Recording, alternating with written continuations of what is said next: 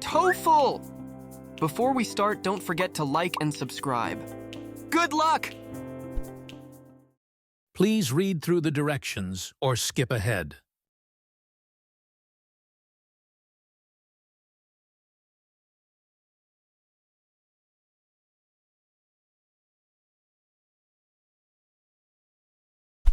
Passage number 1.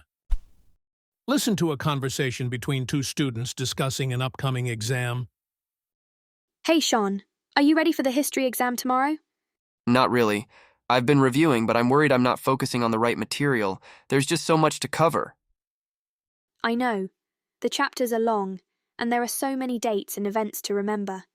Have you looked at the review sheet Professor Baker gave us? Yeah, but I think it's just scratching the surface. I'm especially worried about the essay section. Didn't he say it would focus on the causes of World War I? That's right. I went through my notes from the lecture on that topic. He mentioned a lot about the alliances and the assassination of Archduke Franz Ferdinand. You should definitely review that. Good idea. I also keep getting confused about the timeline of the events. Do you have any tips for organizing that? What helped me was making a chart with the dates and key events. It's easier to see how everything connects. Oh, and don't forget to review the maps. He said there would be a map-based question too. Maps? I didn't hear about that. He mentioned it briefly in class. It'll probably be something about the territorial changes after the war. Maybe look at the Treaty of Versailles section in the textbook. Thanks for the heads up. What about the multiple choice questions? Did he give any hints about those? Not really, but I think they'll be similar to the ones from the quizzes. Did you do the online practice test he posted? Not yet. I'll try to do it tonight. It sounds like it could help me figure out what to expect. Definitely. And remember, he's allowing us to bring 1 page of notes for the exam.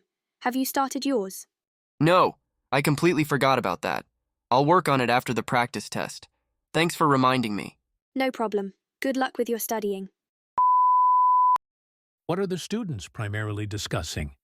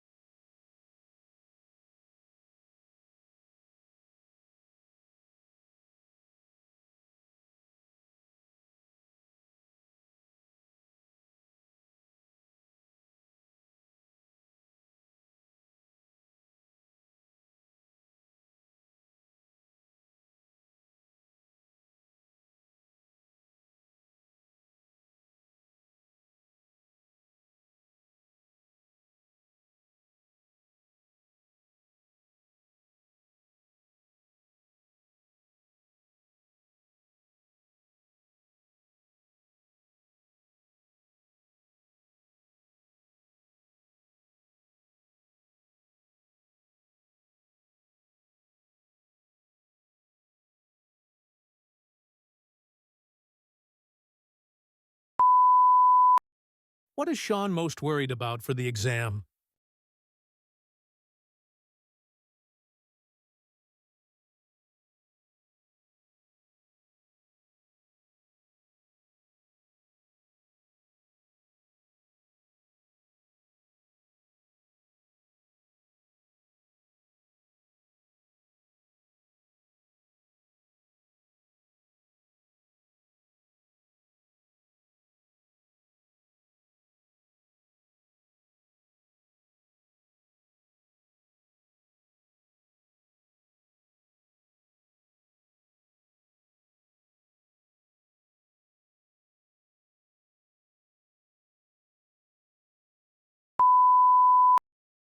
What strategy does Carol suggest for organizing the timeline of events?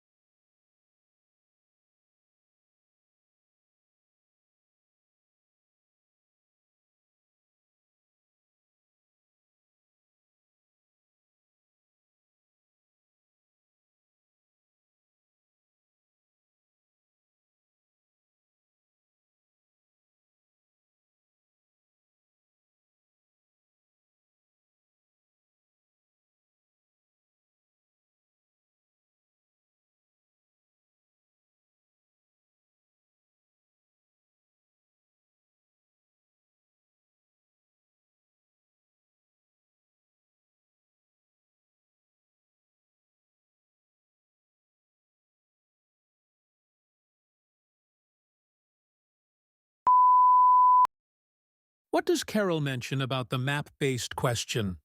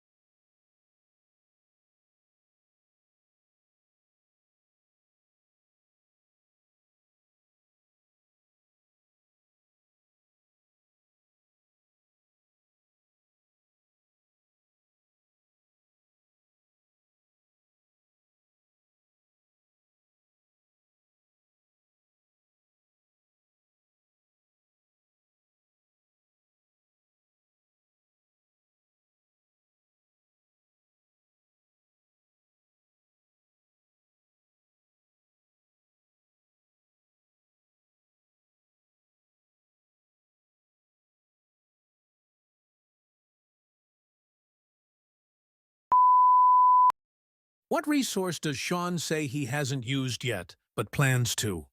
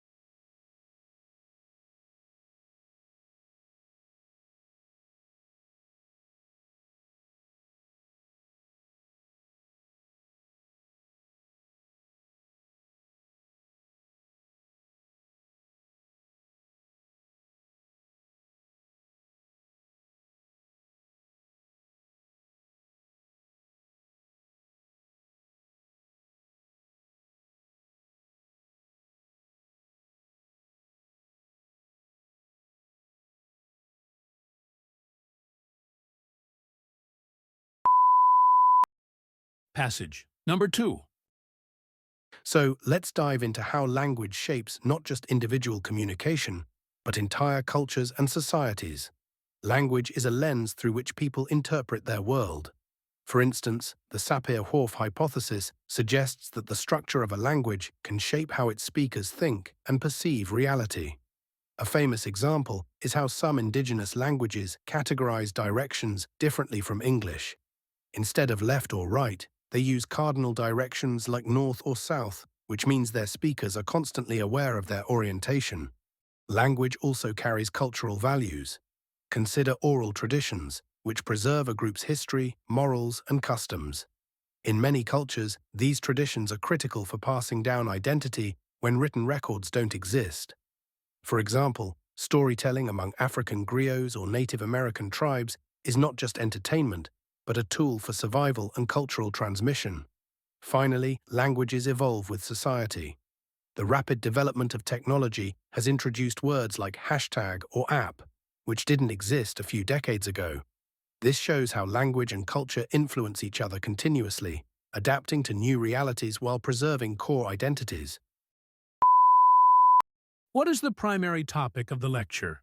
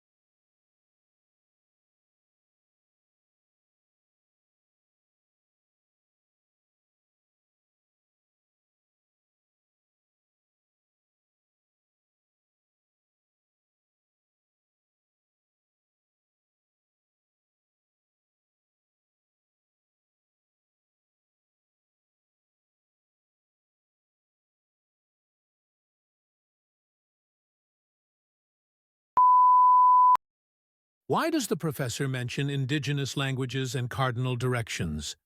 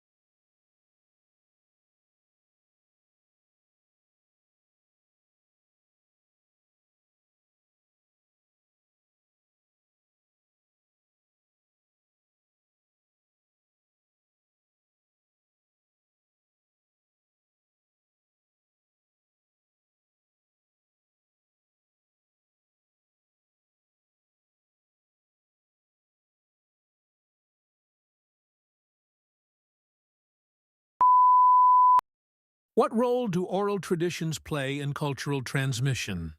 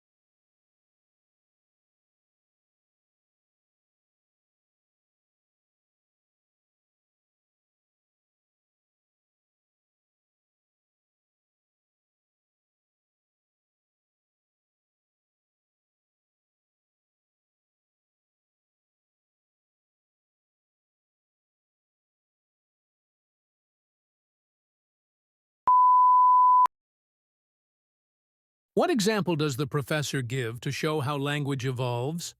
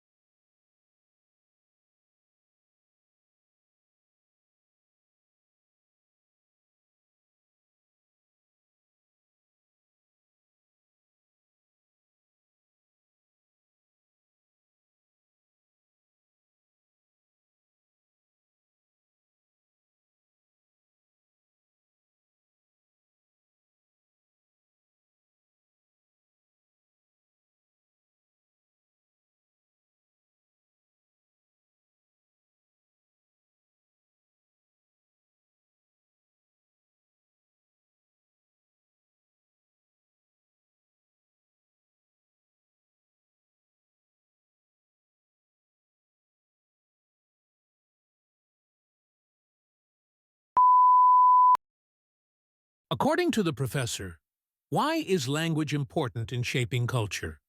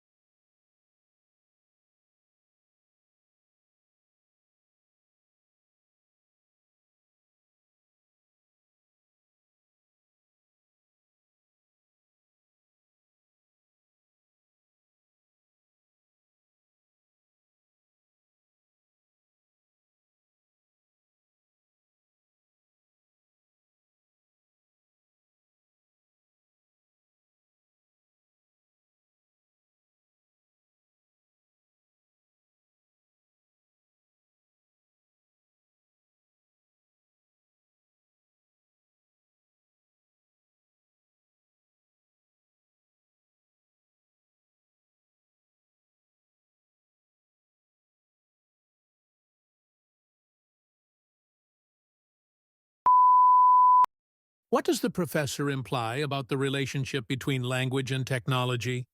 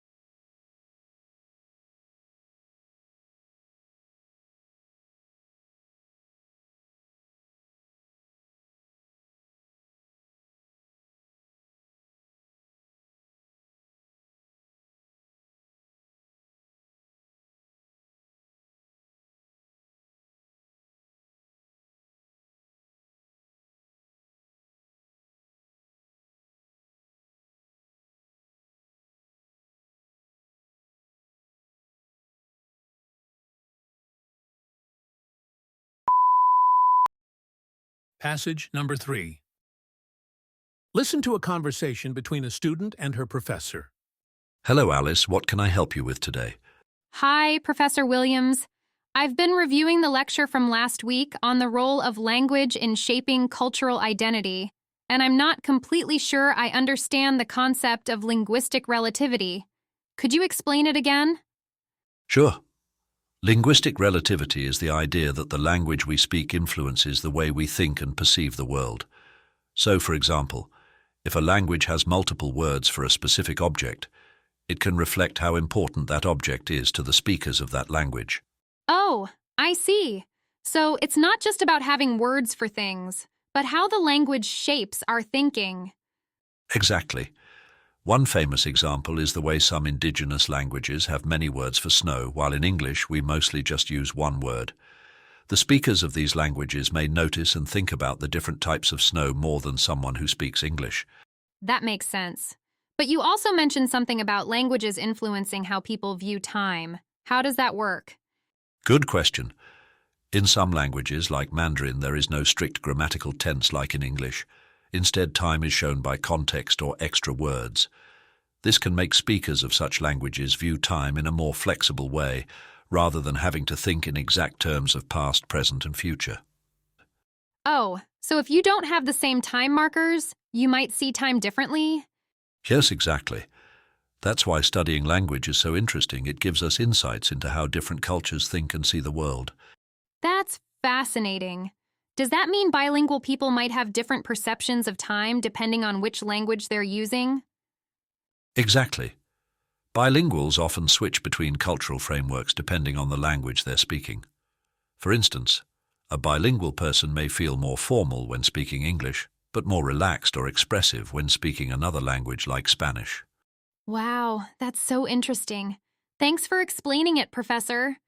You're welcome, Alice. Keep thinking about these ideas. They're central to understanding how language and culture are intertwined.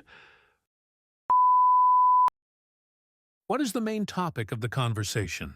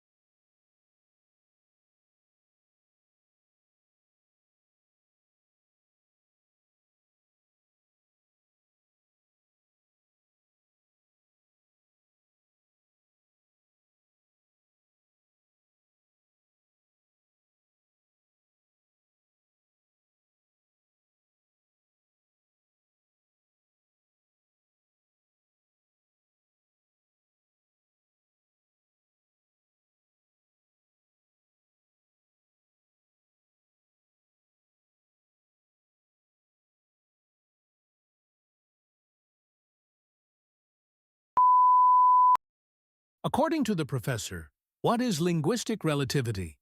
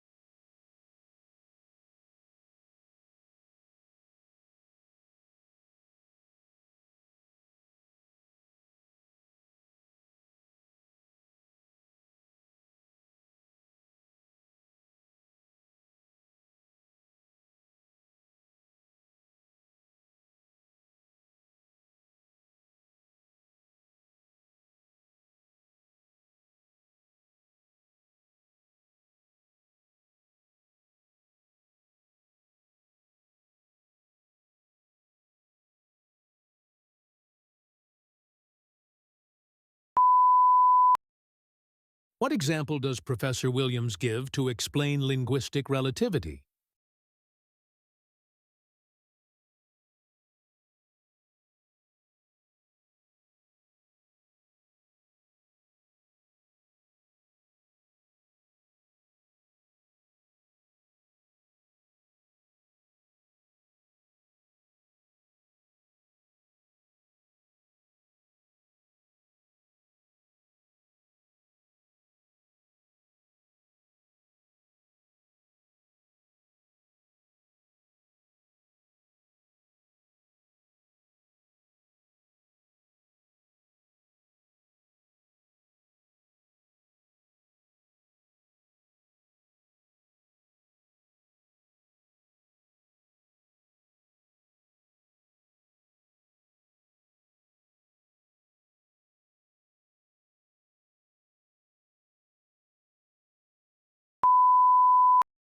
How does the professor explain how Mandarin speakers perceive time?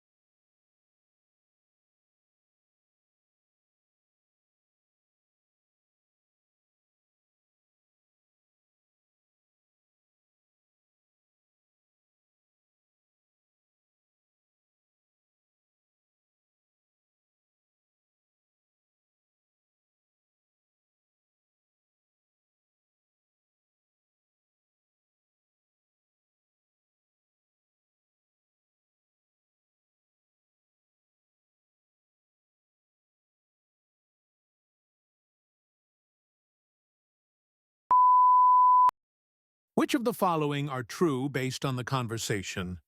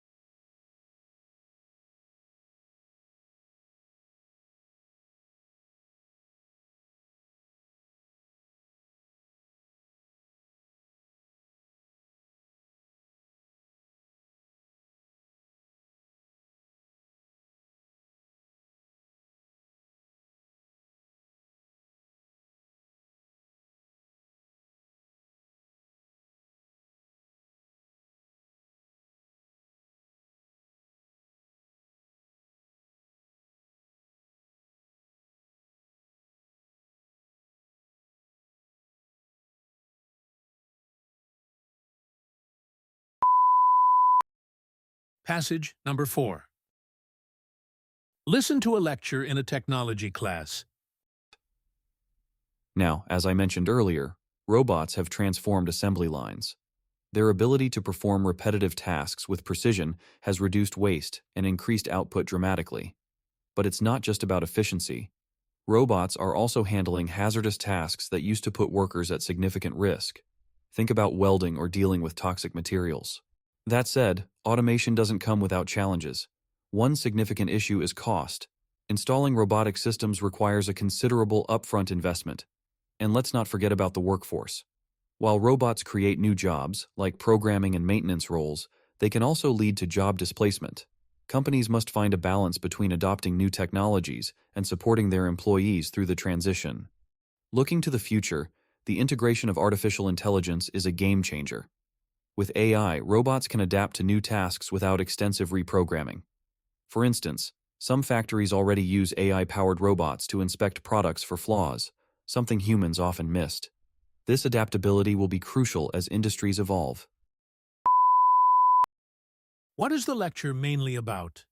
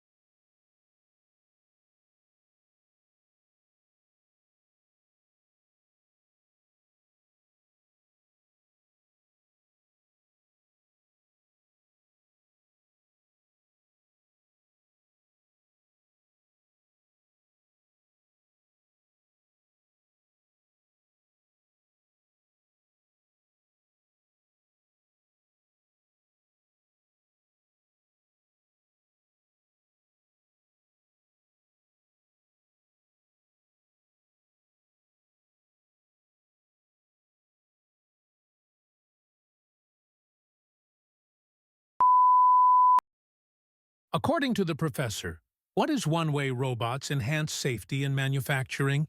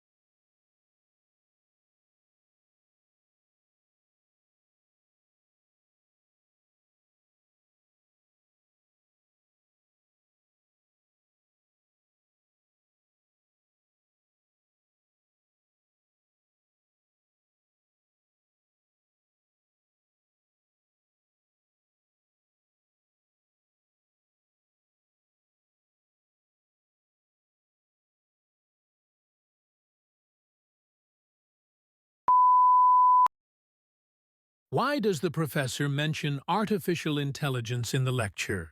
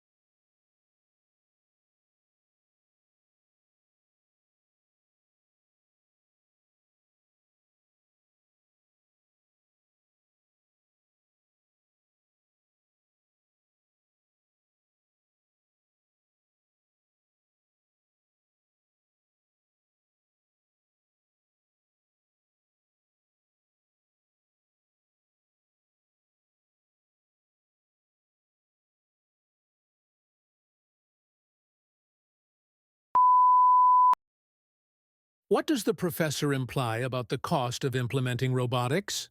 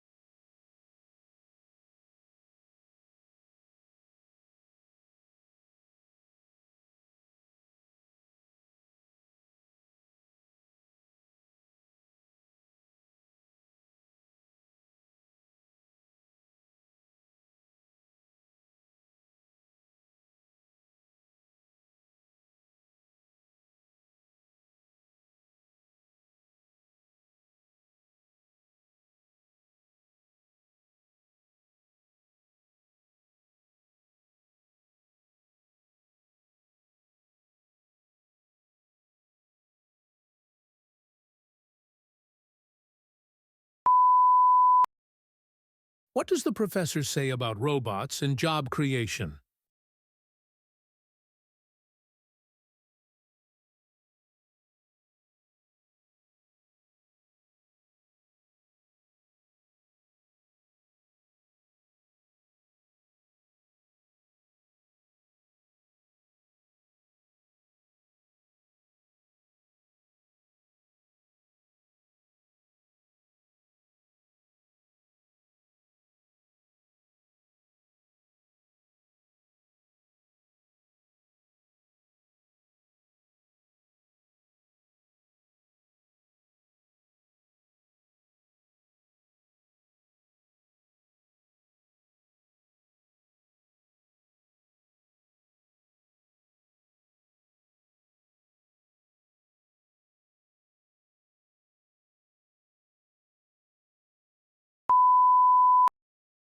What is the professor's attitude toward the integration of robotics in the workforce?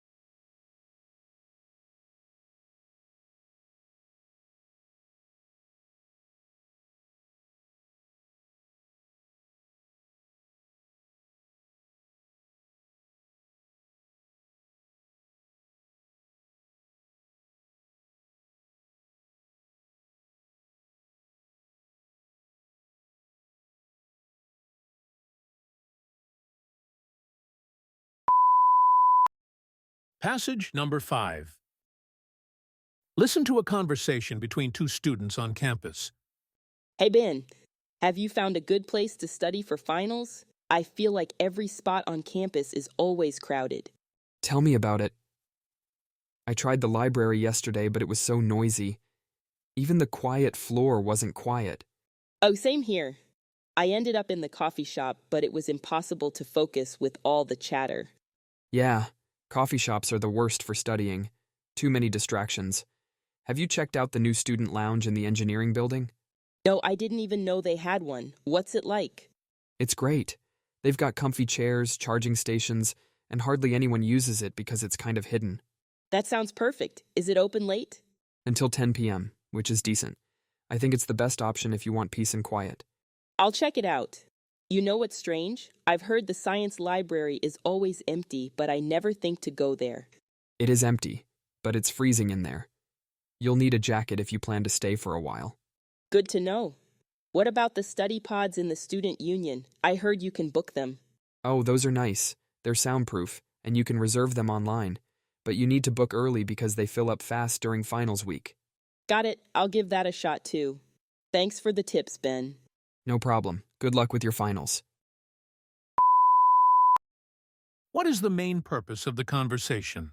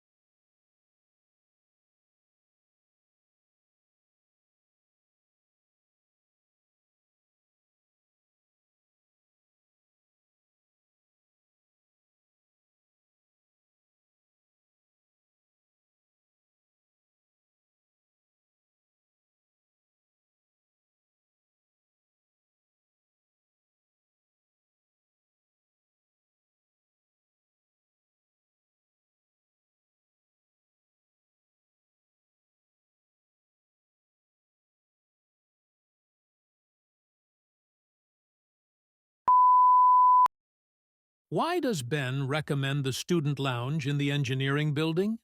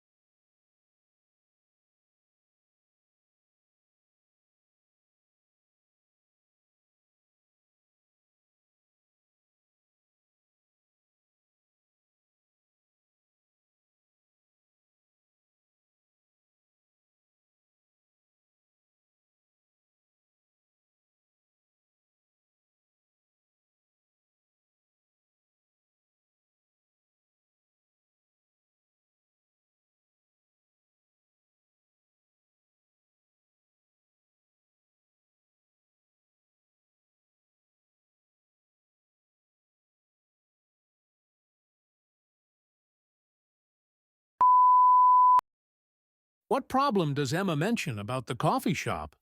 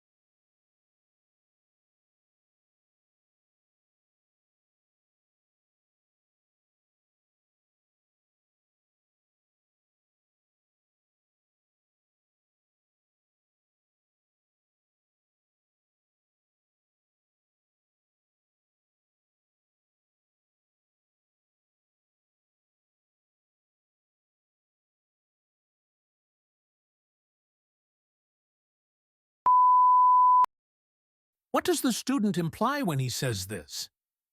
You'll need a jacket if you plan to stay for a while.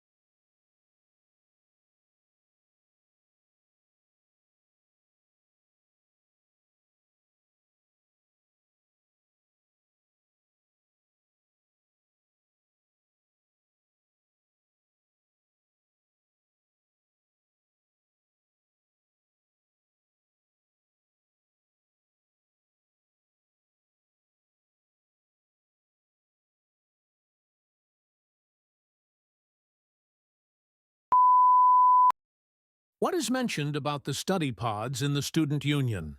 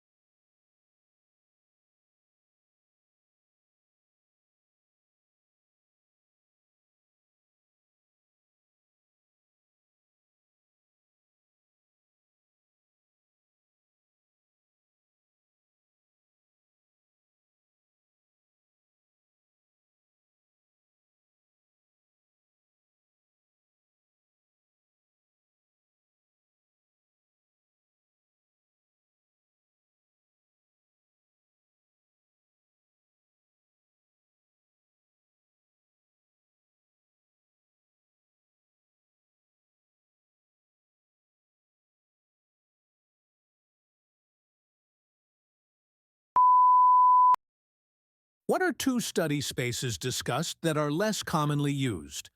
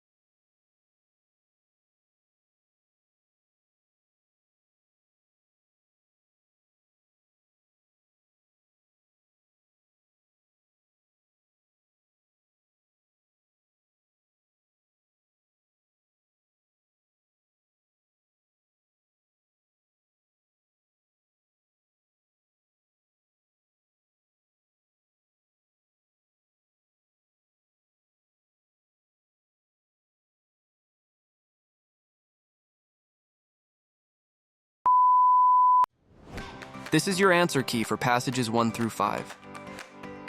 Remember to focus on the main ideas and tone of the lecture. Understanding the speaker's perspective will help you choose the right answers. Take notes on key details and listen for any changes in topic. These cues will guide you through each question and improve your overall score. And don't forget to level up!